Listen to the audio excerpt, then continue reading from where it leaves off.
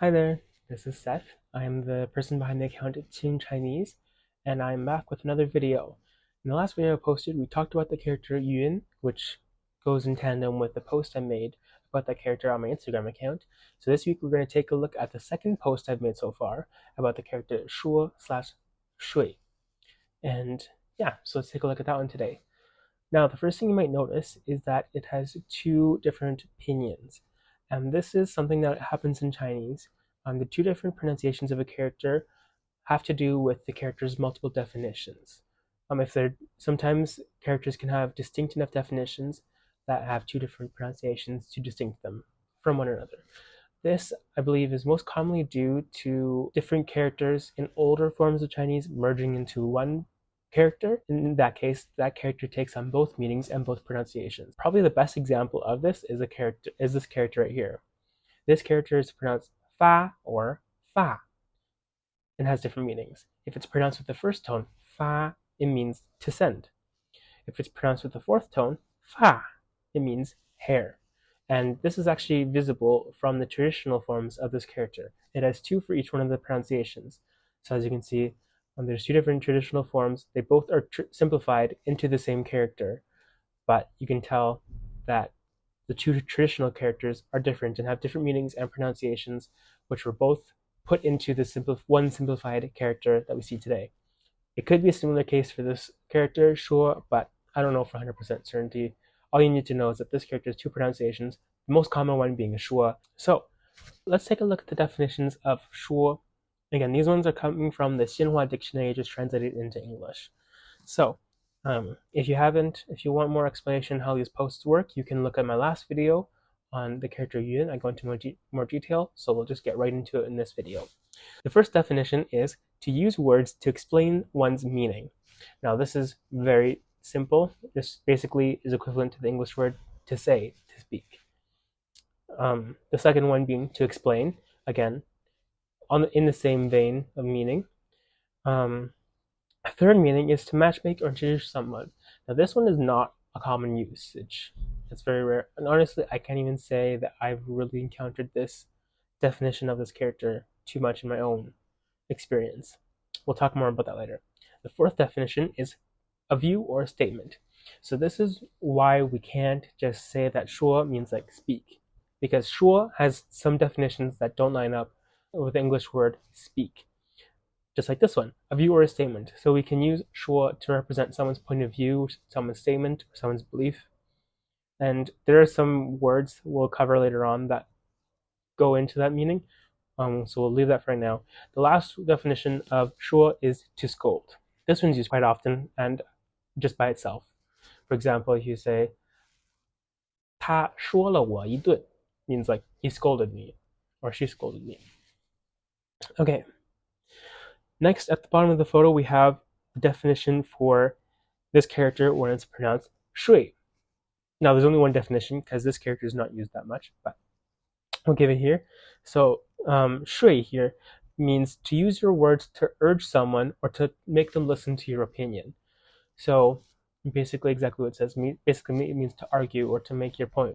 I think the only word that I've really encountered this pronunciation of this character is in the word 游说, which means to go around and spread your beliefs to people and try to like make them listen to you.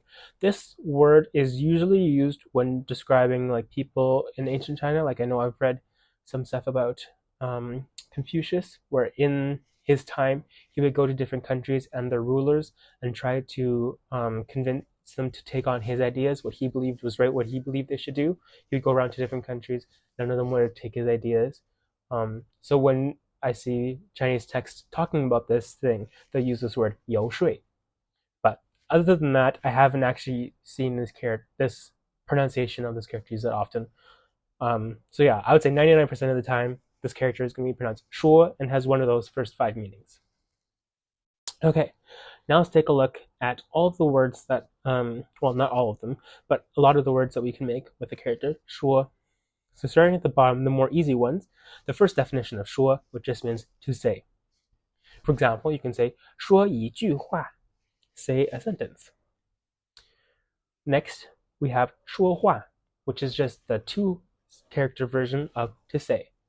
我和他说话. I'm talking with him.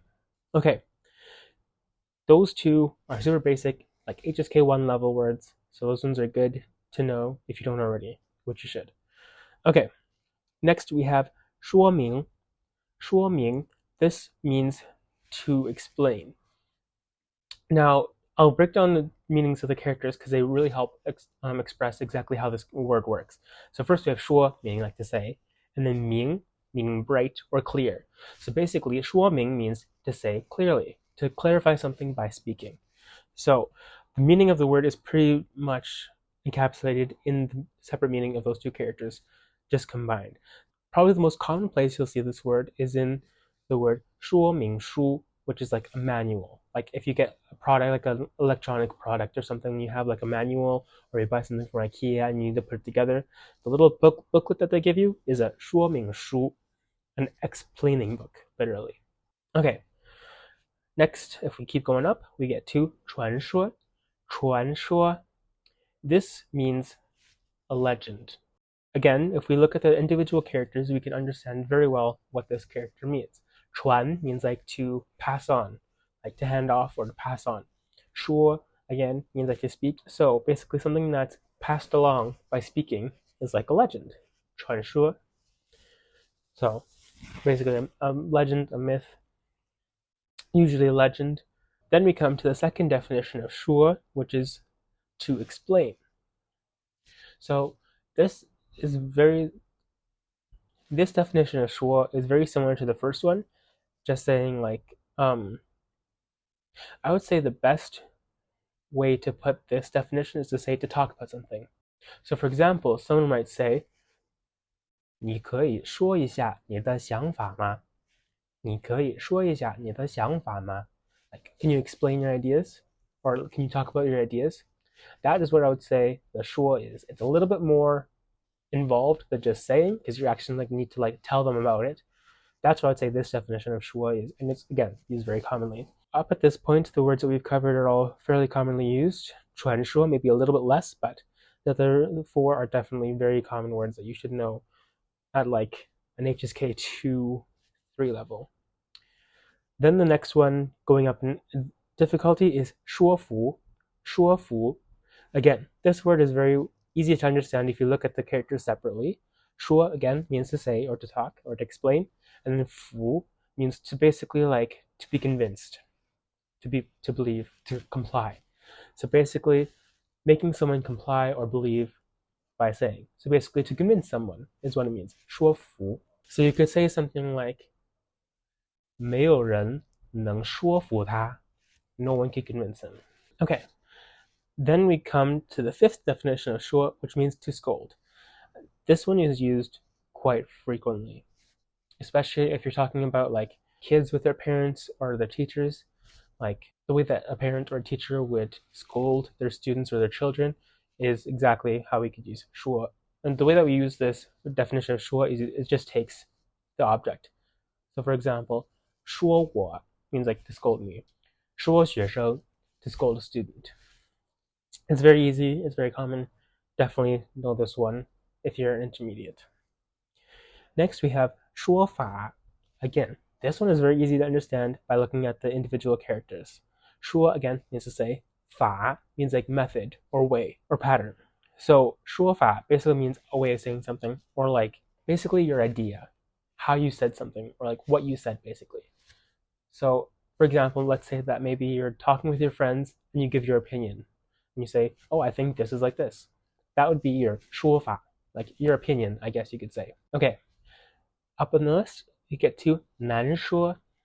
Once again, look at the characters and you'll know what it means. 难 means difficult. 说 means to say. So it's hard to say. Literally what this word means. 难说. Something is hard to say, it's 很难说. It's difficult to say. You don't know what's going to happen. You don't know what it's like. It's very hard to say. It's basically a direct translation from English, and it's used basically in exactly the same way as the English hard to say. So that one is very easy. It is not used as commonly. It's a little bit more of an advanced term, but it's so easy to understand and use that basically anyone at any level could use it, technically. Okay. Next, we come to the fourth definition of shuo, which is a view or a statement. So here we get into a little bit more advanced territory because this one you wouldn't really see all that common in day-to-day conversation or literature. This one is more talking about historical people and their views, or people's different theories on a certain subject. You'll have or different ways of explaining a certain phenomena. The character Shuo can represent all these different kinds of ideas. Usually, what I've found in reading Chinese literature is that they'll have, like, for example, maybe it's someone's name, and Shuo, like, 某某 Shuo. Basically, it's their idea, their opinion, their way of viewing things. You'll have someone else, or 一说, 二说, 三说, like first explanation, second explanation, third explanation or opinion. Um, yeah, so I don't think you really will see this in conversation. You'll mostly see this in like more specialized books or books in specialized topics. Next, we have 解说. 解说. This one is not too bad to understand. 解 means to explain, literally to break down, but you can understand it as to explain. And the 说 again means to say. So 解说 basically means like to explain something by speaking about it. And this is a little bit different because this is more involved in the explaining. So you might, I think the best English term that would be equivalent to 解说 is break something down. You break it down. 解说. So for example, if you wanted to say like, oh, can you break this down for me? Can you break this idea down for me? Can you help me break this game down for everyone? That would be 解说. 你可以解说一下这个. Can you explain this? So you can say it's a little bit different than just the other, just 说 by itself, that version of explain. That one is just more like going into detail what it is, whereas 解说 is more explaining all the working parts in a certain thing. So that might be a little bit confusing to understand.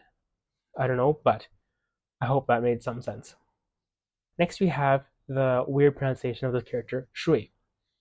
And honestly, I think this should be a little bit higher up on this because, again, I've only ever seen this character used in the word 游说, which means to go around trying to convince people of your ideas, used normally of historical people.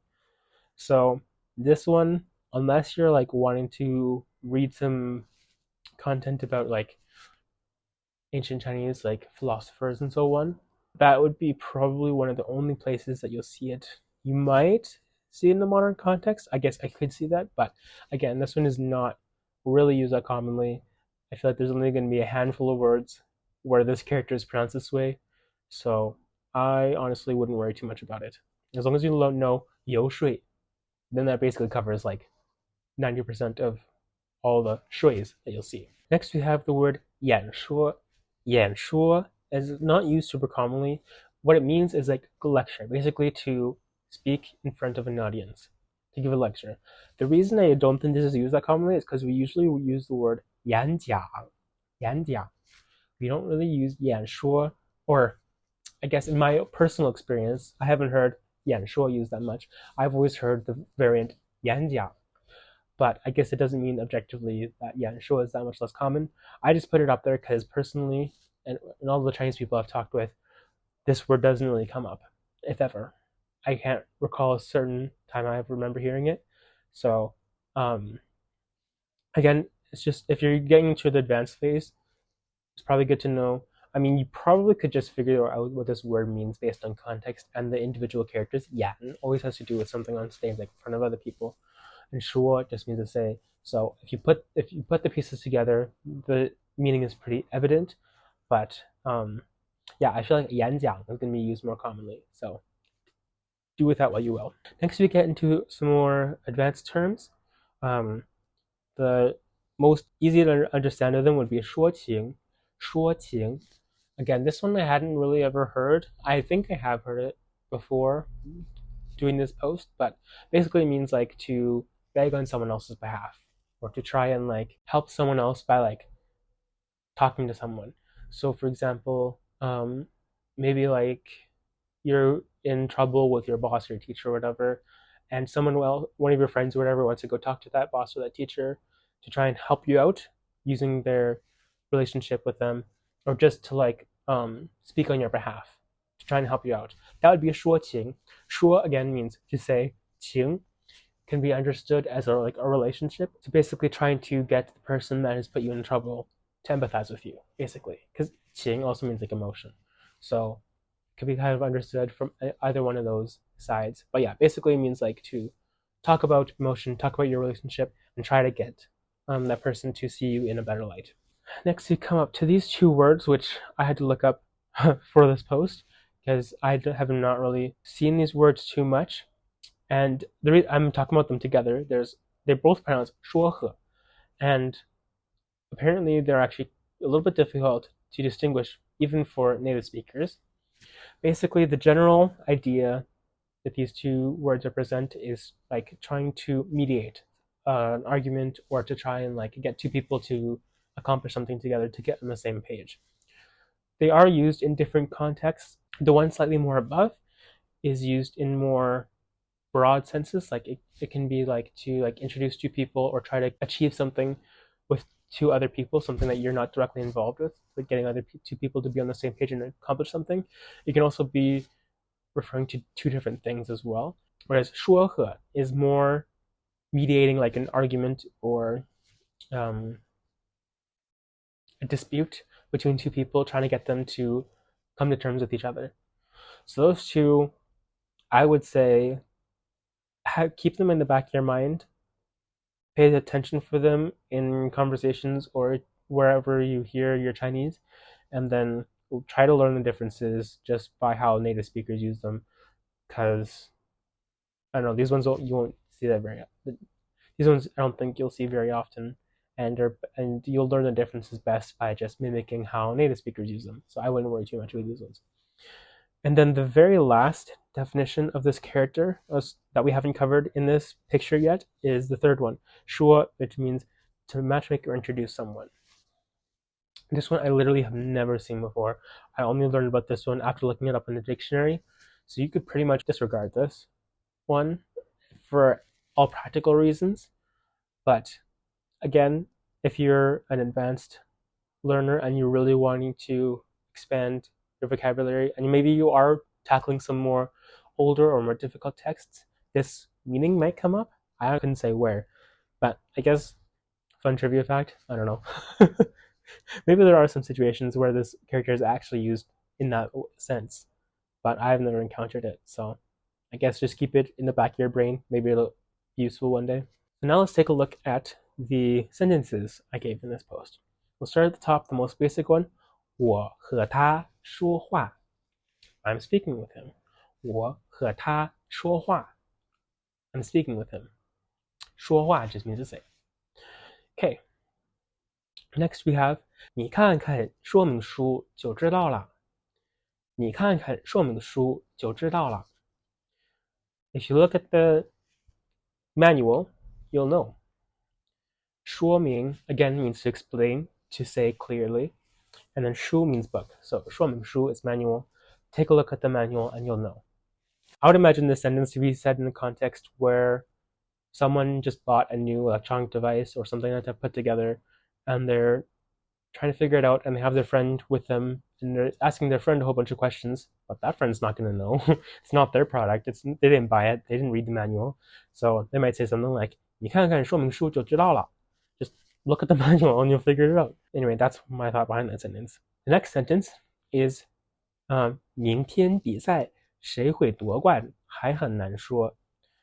So 夺冠 is to basically win, literally to steal the crown.